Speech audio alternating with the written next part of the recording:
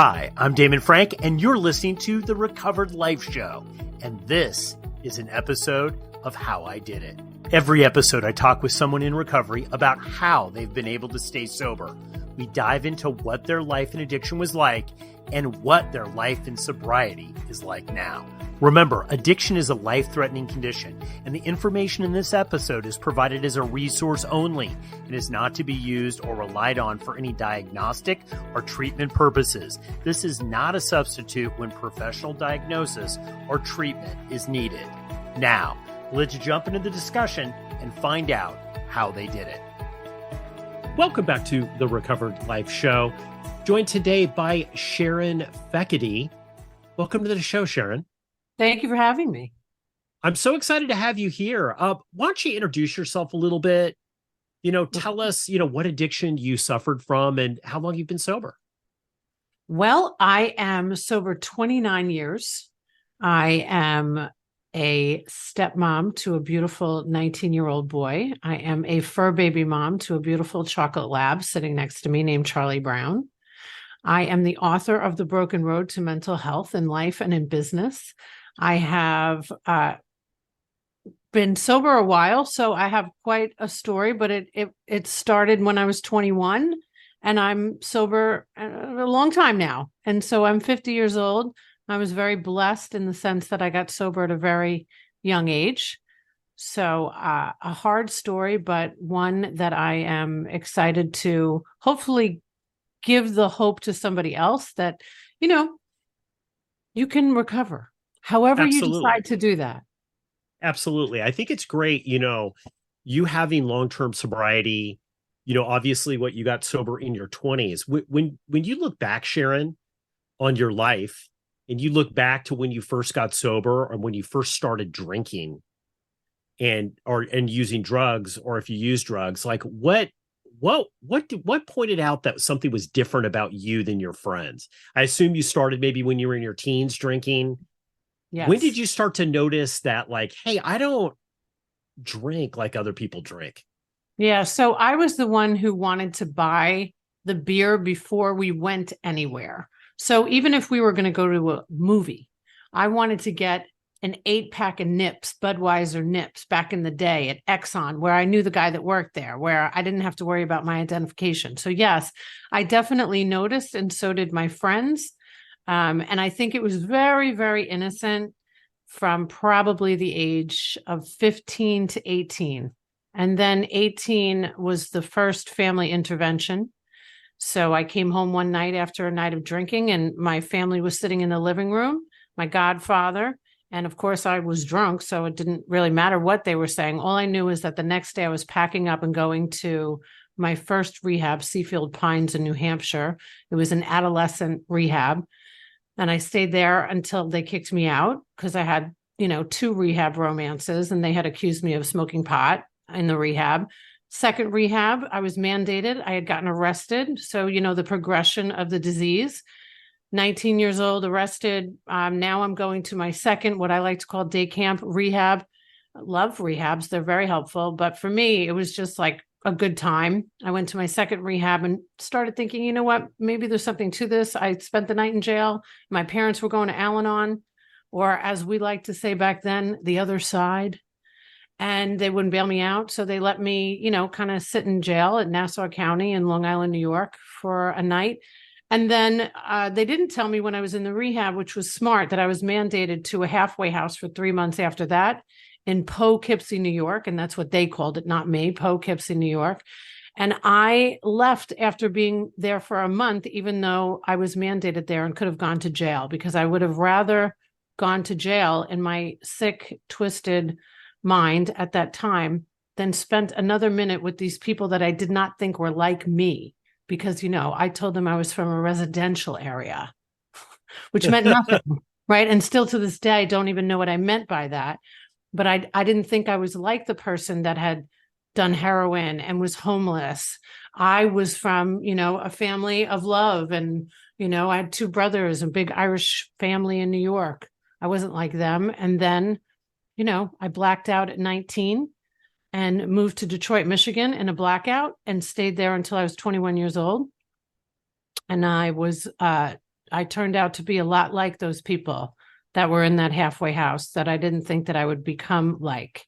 So I was homeless, addicted, abused, beaten, all the things. And, I say this almost flippantly now on this beautiful show that you're doing to help that one other person. But I've been talking about this for 29 years. So I've worked through all that trauma, thank God. But by the time I got back when I was 21 years old, both times that I had any length of sobriety, which was, in that halfway house, I had become very depressed and suicidal. So my depression always came with not drinking. So my goal was to not do that anymore because that was my medicine. So 21 years old, took a Greyhound bus back to Long Island, New York. And when you sit next to a very smelly man after 10 hours on a bus, you start thinking about your life. And I had been introduced to the 12-step program a few times by a few different professionals and some courts. And this time it was, really kind of my idea that maybe I needed some help. So I had my last drink on my mother's birthday, August 11th, 1994.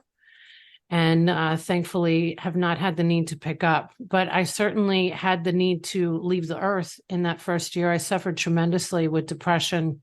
And if it wasn't for my father's employee assistance program at New York Hospital, I probably wouldn't be here today because he asked me the one question that saved my life, which I will share with your audience right now. And that is, are you having suicidal thoughts?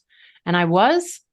And with that came the real start of my recovery. Once I realized that not only did I struggle with being an alcoholic and an addict, and yes, I did many drugs. And one of the chapters in my book is called I Smoked Crack. So I'm pretty truthful about all the things that I have done. But it really wasn't until I got that depression under wraps that I was able to really recover. And a lot of people in recovery suffer from depression, and it really swings them to relapse. I think when people hear your story, Sharon, they might think, if somebody's listening to this and they're maybe trying to get a loved one sober, and they're looking at this, they're saying, well, does a person that is drinking and using, is recovery a progressive thing, or does it happen all at once? Because you're talking about it's getting worse for you. But I think sometimes it's baffling to people to listen to this because they're saying, is the person that's recovering, are they getting this along the way? Or do they just wake up one day and say, hey, that's it? Well, I think everybody's different. First of all, I think that everybody's recovery journey is different. I know that the first rehab that I went to, that was the first time where any information about being an alcoholic and that being a disease and there being some backed information by like science. And I had just never known, I came from a partying kind of family, not my parents necessarily, but a big, my mom had 12 brothers. My dad had 8 in his family. So, and they were born in Dublin. So we knew how to party. So I didn't think I was doing anything wrong. And I think that the progression, that's why I mentioned that, that I came from a residential area and that I wasn't like everybody else because I never thought that I would end up like anybody. Yeah. I don't think anybody thinks that they're going to end up worse. And I think that really at the end of the day, for me, it's about willingness. I was just willing to do whatever it took. I feel very blessed in the sense that I came in with that gift of desperation, that I had already done all the things. And not only did I, black out, I blacked out and moved to another state and people thought I was dead, that loved me very much. And nobody abandoned me. I still had love and support when I came home, but nobody was going to be able to do this unless I was willing to do the work, because it's certainly not something that you're just a wand and like you're sober. Well, my sober wand came with depression. So now how am I going to live a life without alcohol and drugs and not want to die? Well, that took a long time.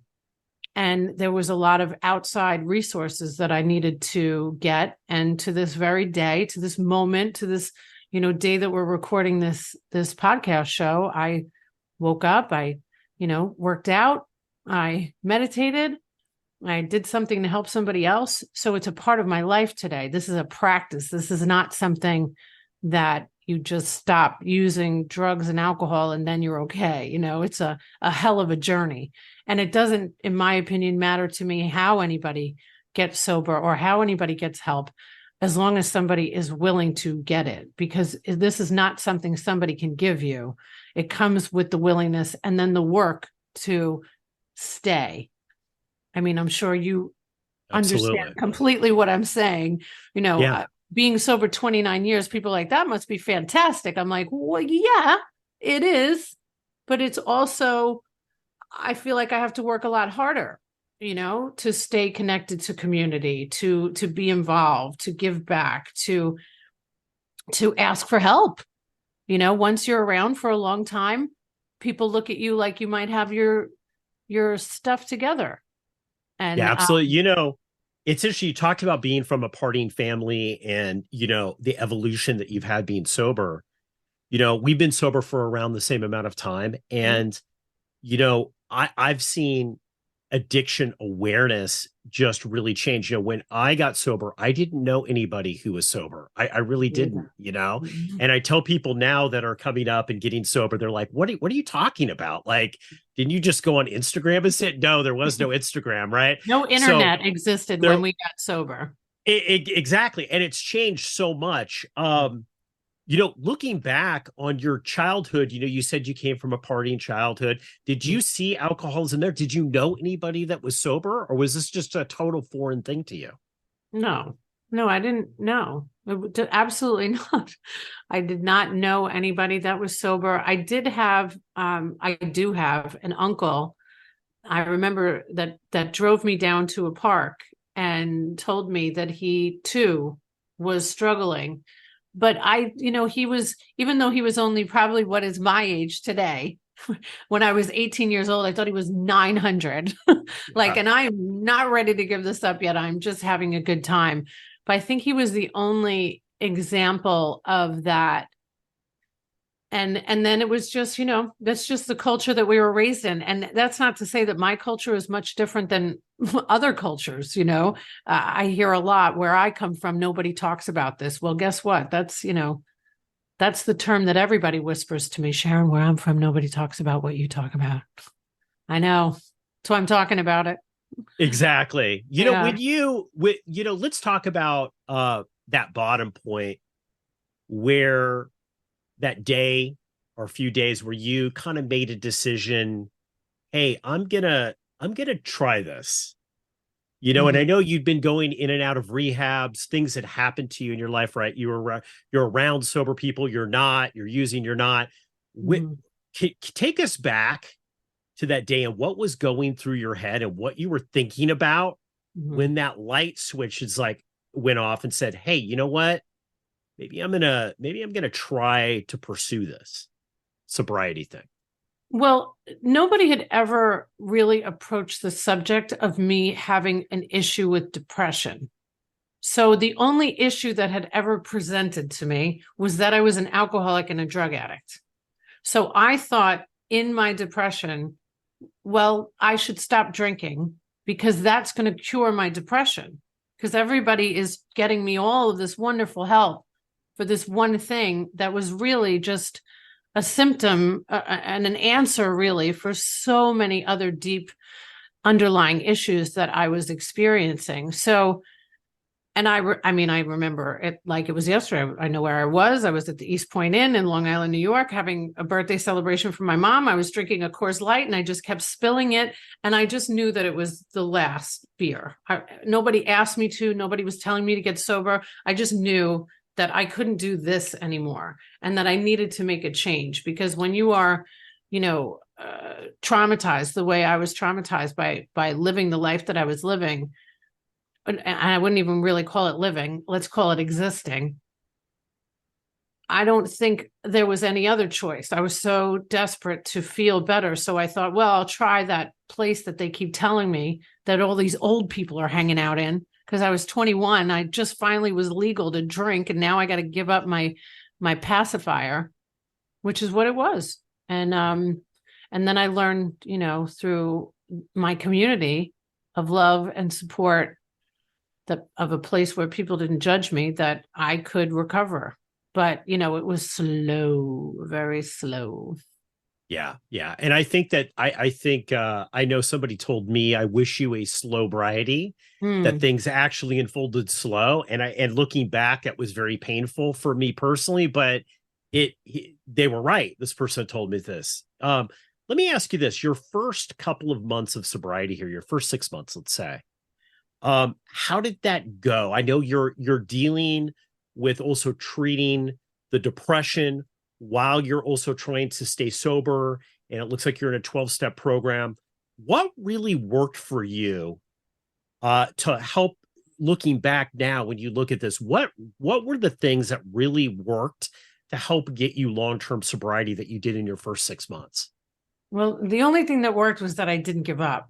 The only thing that worked is that I didn't kill myself. I'm going to just be very raw and real about it, because my first 6 months was me planning my suicide.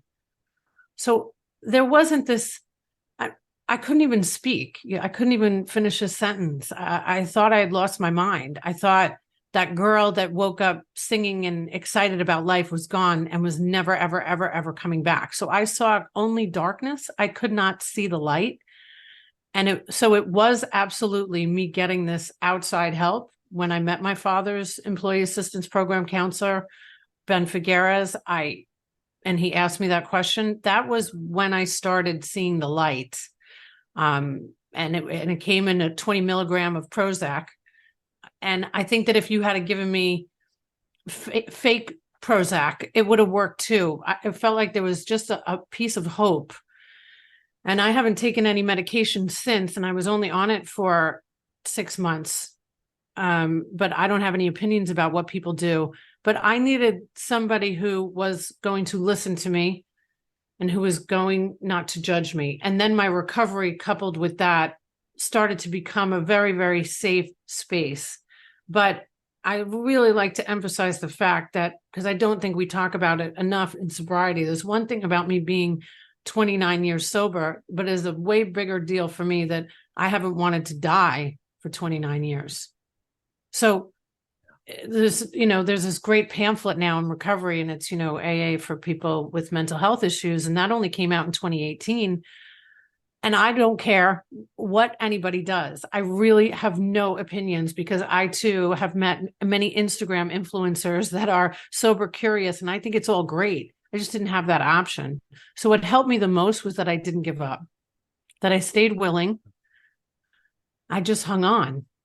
I just really, really hung on. And then getting a support system and a woman in my life that I could trust, that has been with me for, almost 3 decades now, has been a real gift, because I need people in my life that are going to be honest with me. Because it Sharon, is I like that.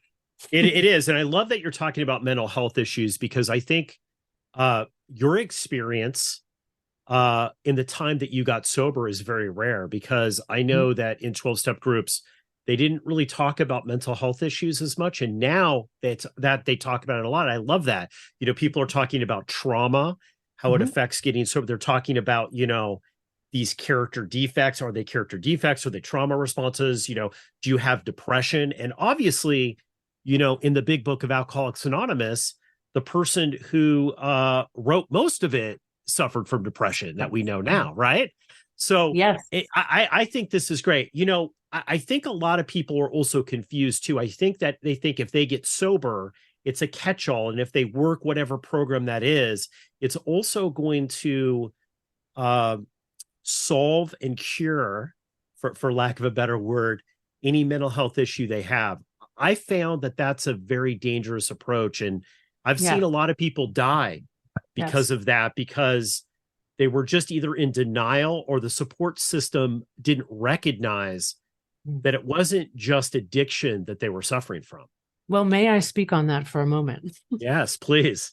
So my truth is this, and I share this often. I was 5 years sober before I did any of the work, meaning the steps, right? So I was just too embarrassed, at one point, to admit that I'd never done any of the work. I was just showing up, and I was basically killing other people by giving them my opinion about what they should do. And I hadn't done any of that stuff myself. And I was really, I'm really grateful today that I was introduced to studies. So I went to Big Book studies. Somebody had the courage to ask me when I was 5 years sober how long I wanted to stay sick inside of Alcoholics Anonymous. And I was not happy with that question, but boy, oh boy, did that change things. And then I really started doing a lot of my work, but I want to set that up. Like if it wasn't for that, my life could have gone in a very different direction. I got very, very involved in the work and really changing myself and looking at myself instead of blaming everybody else. But what I did not do, and I did not do until I was 25 years sober and released this book, was I pushed all of the trauma down and I focused only on the solution.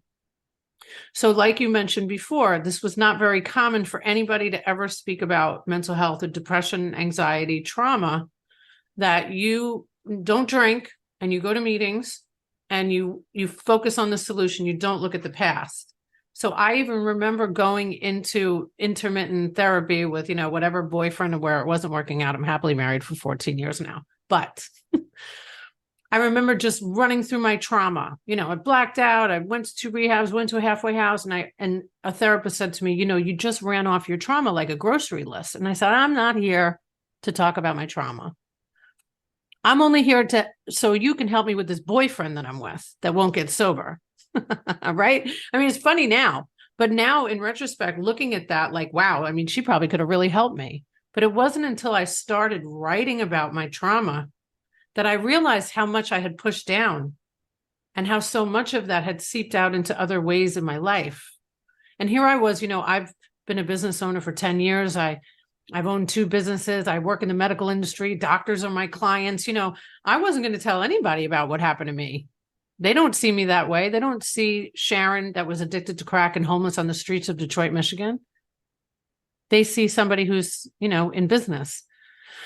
So I've really changed a whole lot since 2019 because I finally realized how much the trauma that I had endured was really a big piece of how my life was going. And you asked before about childhood. The only thing that I do have a beautiful set of parents that live around the corner from me that are from Dublin, sound like 2 leprechauns. Love them. Okay.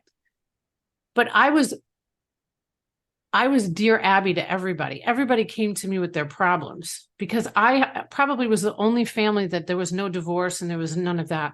But I loved drama. I was very attracted to solving your problem.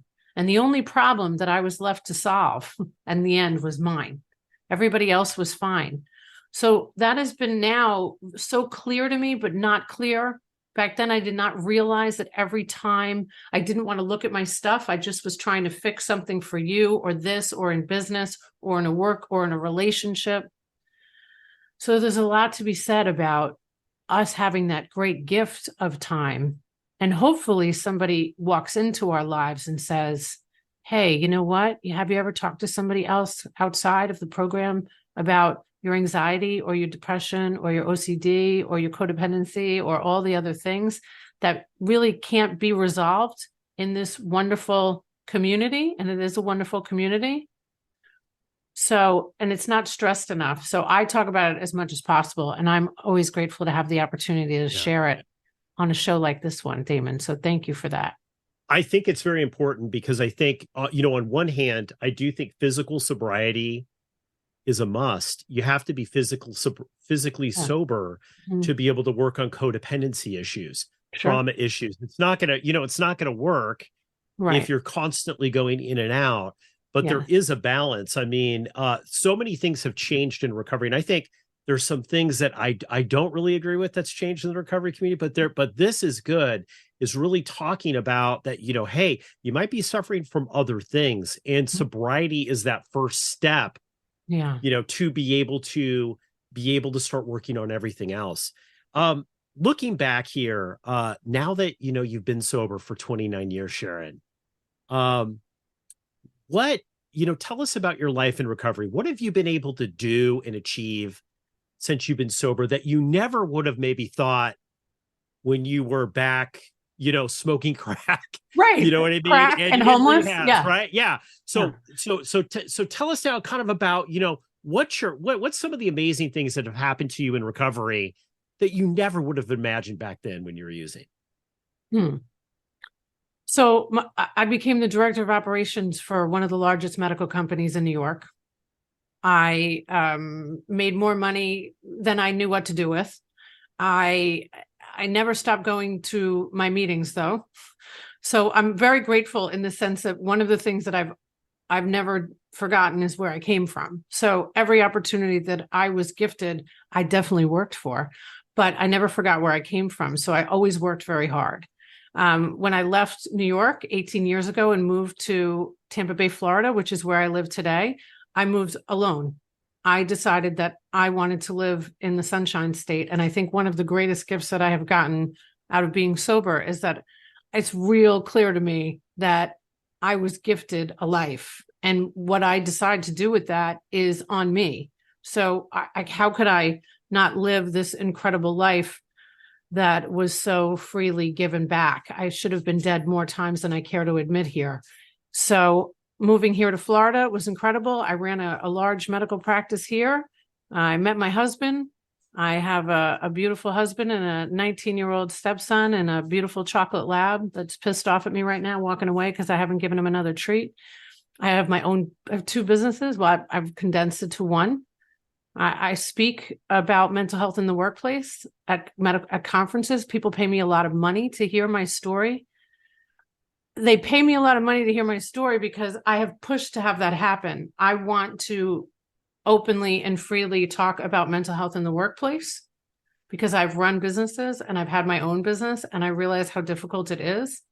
And there are many things that are dysfunctional in life, but also in business. So I've been gifted so much. There's not even enough time to talk about it.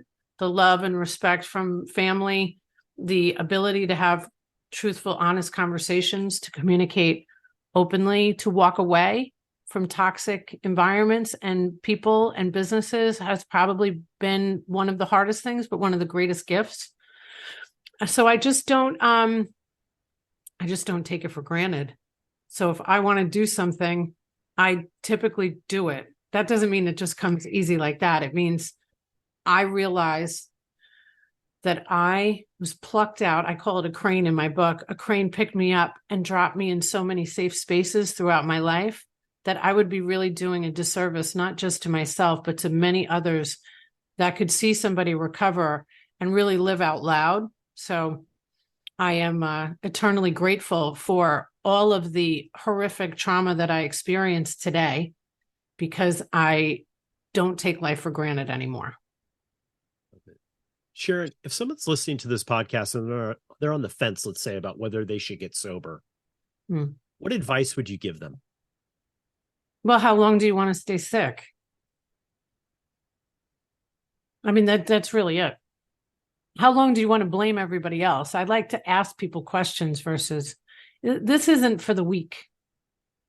You have to be strong and courageous in order to change your entire life. And changing your entire life means that you can't, like, how can you drink your pain away? How could you sit in front of a television all day and drown your pain away? You have to be willing to, be within your own brain. Being within your own brain doesn't get enough street cred. When, the pandemic happened and all these horrific things happen in the world, the ones like us that are sober today, we don't have the luxury of taking a drink or taking a hit. We have to stay in our own brains. So how long do you want to stay sick? There's no great place to check out. The best place to check out is within our own body and our own mind. So I like to just ask people that question that was asked to me. It doesn't have to be how long do you want to stay sick in Alcoholics Anonymous, because there's plenty of those people there. But how long do you want to stay sick? Because, there's this great term, it's called QTR, quality time remaining. We have quality time remaining on this earth. So what do you want to do with it? It doesn't matter what I think you should do. It only matters what you think you should do. So I hope that answers your question. I love it. Sharon, thank you so much for coming on the show today. We're going to put links in all the show notes about how you can get a hold of Sharon. Thank you so much for coming on and sharing your story. Thank you, Damon. I appreciate what you're doing. Sometimes addiction recovery can be a lonely battle, but you don't have to fight it alone. At Recovered Life, we're dedicated to helping you live your best recovered life. And that's why we're inviting you to subscribe to our free weekly newsletter.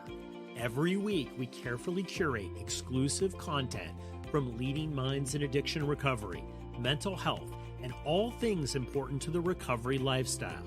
Stay in the know with the latest news about addiction and get exclusive invitations to special recovery-focused events and explore insights tailored to support recovery from alcoholism, drug addiction, codependency, disordered eating, dysfunctional family dynamics, gambling, and so much more.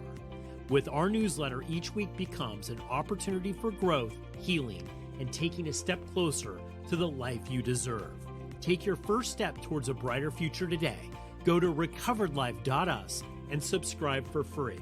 Sign up now at recoveredlife.us.